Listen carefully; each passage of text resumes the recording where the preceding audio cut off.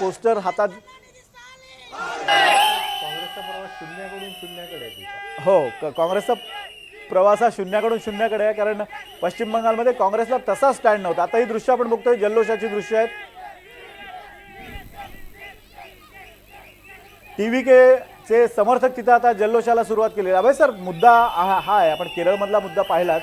मगाशी आपला मुद्दा अर्धवट राहिला होता की काही तमिळनाडूमध्ये विजय समोरची आव्हानं. त्यांच्याकडे काही जबाबदार लोक आहेत, काही जुने माजी आमदार आहेत, काही सनदी अधिकारी आहेत माजी. या सगळ्यांची एक मोड बांधून विजयला पुढे वाटचाल करावी लागणार आहे. पण सगळ्यात महत्त्वाचं विजयसमोर आव्हान असेल, जर बहुमत मिळालं नाही तर त्याला काही राजकीय समीकरणं आखावी लागतील. आत्ताच्या घडीला त्या राजकीय समीकरणामध्ये त्याला हॉट फेवरिट त्याच्यासाठी कोण ठरू शकतं? आज तर निश्चितपणे तिथे सगळ्यात मोठा मुद्दा असणार आहे तो ब्युरोक्रेसीचा. कारण या निवडणुकीमध्ये भ्रष्टाचार हा मोठा मुद्दा होता.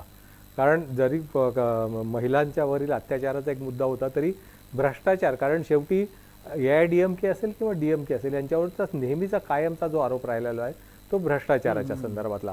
आणि ते एक स्वच्छ प्रशासन देण्याचं, म्हणजे केजरीवालांप्रमाणे स्वच्छ प्रशासनाचं आश्वासन देऊन सत्तेवर आलेले आहेत.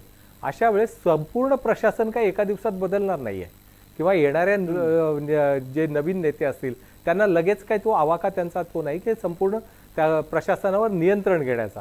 तर मला वाटतं की त्यांच्यावर फार मोठं ही जबाबदारी असणार आहे. पुढच्या जेवढ्या लवकरात लवकर ते सरकारवर कमांड घेतील. केवळ बहुमत असून तुम्हाला त्याचा उपयोग होत नाही, तर त्याच्यासाठी तुम्हाला थोडा अनुभवी स्टाफ असावा लागतो. त्यांना स्वतःचा स्टाफ निवडावा लागेल. कारण आतापर्यंत ही ब्युरोक्रेसी 2 पक्षांमध्येच विभागली जात होती. म्हणजे आले की ते ठराविक अधिकारी येणार आणि ठराविक अधिकारी जाणार, त्याच्या पलीकडचा आता यावेळेस तो प्रयोग होणार आहे. तर मला वाटतं की त्यांच्यापुढे हे आव्हान असेल, आणि त्यांच्याबरोबर जे सिनियर ब्युरोक्रॅट्स निवृत्त जोडले गेलेले आहेत त्यांचा रोल याच्यामध्ये महत्त्वाचा असणार आहे, आणि तो कदाचित पुढच्या काळामध्ये हायलाईट होऊ शकेल.